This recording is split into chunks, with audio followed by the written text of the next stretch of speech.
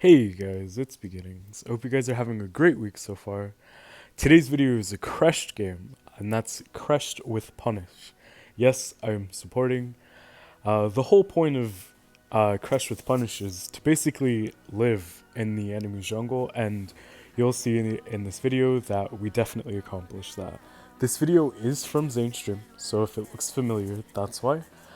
Me, Zane, and KZ were trioing, and we were in voice chat. That's why there's no game sound. I do start the jungle item instead of the support item here. That's because it makes your punish do more damage. It ends up not being a factor just because their jungler starts red, so we aren't really smite fighting anybody. I see Baldum is right behind me. I do miss my first ability on the camp, but it doesn't really matter. Between Baldum and Arthur's second abilities, that small camp gets really low, so we're able to finish it pretty quickly. Because of this though, we're able to take 2 camps, which is really good. I'm able to secure the blue with my punish, and I hit level 2. Baldum's really close to level 2s as well. He's basically won that lane at this point. Their RE dies, not really sure how. I think she was trying to mess with them at their blue. Arthur is actually their support this game. It was very interesting. He didn't do very well, as you probably would have guessed. But yeah, so I started the opposite side of the jungle as my jungler. As always, we're just moving in here to take the small camp because we're trying to deny this Wukong as much as we can. I do get stunned by both the Liliana there, so I'm not really able to secure the small camp, and I do die because I went back in for that knockback instead of just leaving like I should have, which is unfortunate, but their jungler is so behind at this point. And we do get a trade kill onto the Arthur. We see their Wukong going towards topside, so we know that he's definitely going to try to do something up there. We see our Max Dragon Lane, trying to fight the Talanis for some reason, and Wukong ends up just going back to mid. He's still not level 4, and sadly the RE dies. I think I was wrong. I think that is an RE support, now that I look at it. Very interesting. I must have been thinking about the wrong game. We are back at his blue because we have the timer, and we're just going to go ahead and start doing it because we can. With the jungle item and Cresht's first ability, you actually do quite a bit of damage. It doesn't take too long to finish camps. So as you can see, just smite it, and then I see Wukong come in, so I just leave. I know I can't really take that buff because Arthur is there as well, so is Liliana. We get out just fine, taking a little bit of damage, but it's definitely worth the trade. Baldum's getting caught out, but we see he gets a pretty good ult onto 2, and we go to follow it up. I get a pretty nice ult onto the Ahri and the Arthur, and it's followed up by our jungler, who is a flash. I chased the Arthur quite a bit here, just because I really wanted the kill, but I would not recommend you do this yourself. Obviously, do as I say, not as I do. Chasing for kills is generally a really bad idea. I'm just gonna sit here and take the small camp, and oh, here comes Liliana. We do manage to secure it and jump out with our shields. The little heal from killing the jungle camp definitely helping out a little bit. Our Flash is gonna try to get a kill here onto the Ahri, but it doesn't work out. As you can see, he actually almost dies, but she dashes away when she sees the Baldum heading over. We have a little bit of downtime right now. Our jungler is finishing his full clear, but there's no wave bottom, and he's pretty low, so he needs to reset. I come up towards topside because I know Wukong isn't in his bot side, and I see them doing dragon, so I just come in and steal it.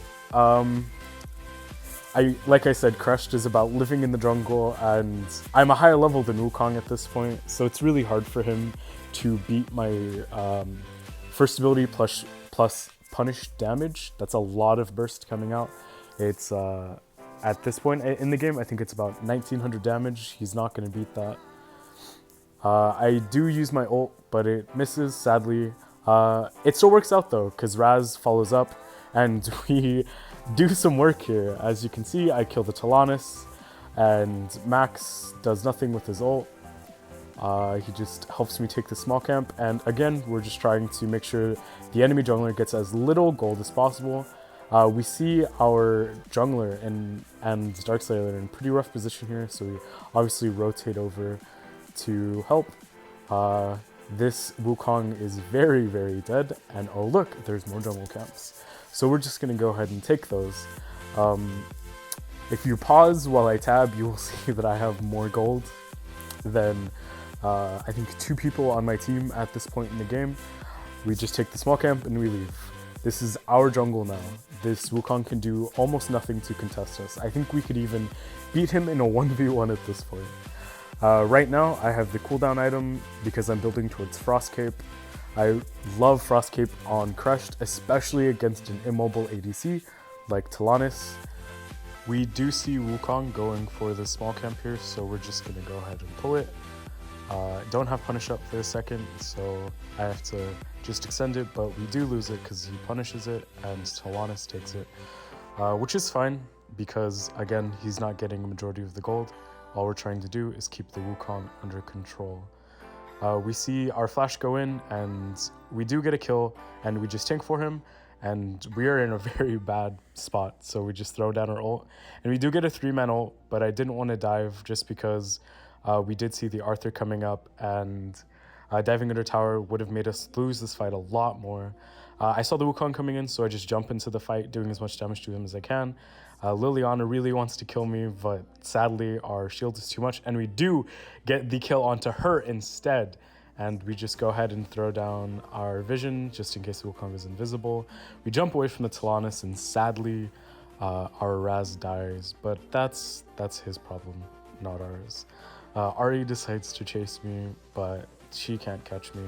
I can jump over walls, I have a big shield, and I have a pretty decent amount of CDR at this point, like 15% I believe from the Ring of the Fiend.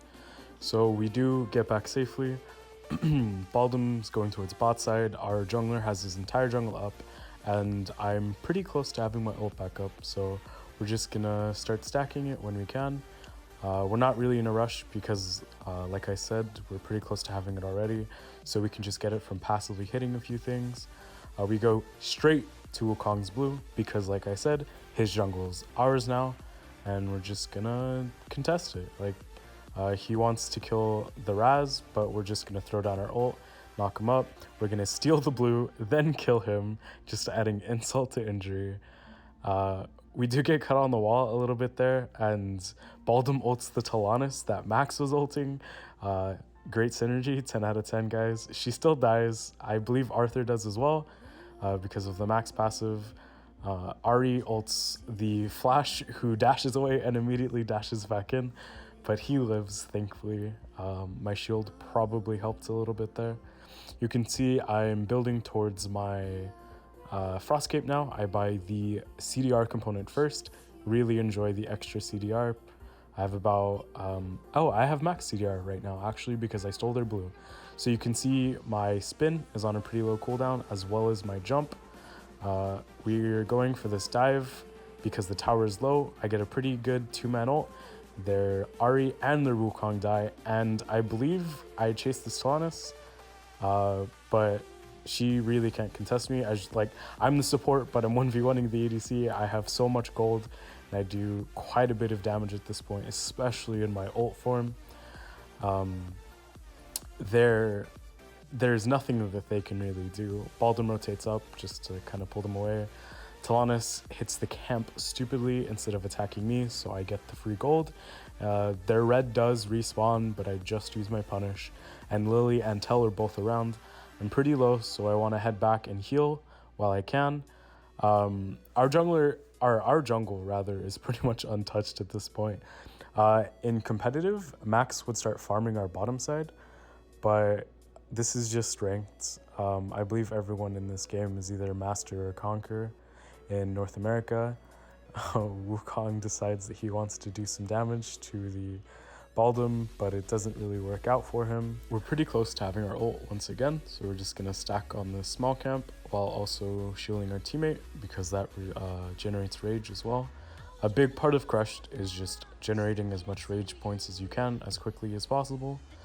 They do come to contest this mid wave, but Baldwin comes over and I get a 3-man ult, followed by Flash's ult, and they're just dead. They have to use their flickers. Liliana also ults away, so she lives, but Ari and Talanis go poof. Arthur's thinking about contesting it, but he can't really do much. We do have 2 minions here, so we're going to push for the end of the game. Arthur jumps in and ults us instead of the wave, which is a pretty bad idea. And we just give our teammate shields, knock back the Arthur, and their next wave comes in and we're able to end the game. This was an amazing Cresht game, almost textbook punish Cresht gameplay. We lived in one side of the Wukong's jungle and eventually the other. We pushed our advantages on the map as much as we could, and we denied the enemy as much as possible. We didn't have an ADC jungler, so we were able to constantly play aggressive. We ended up getting MVP, which is great, especially when playing with Zone and KZ. I hope you guys enjoyed this game as much as I did. Be sure to drop a like and subscribe, and I'll see you next time. See you.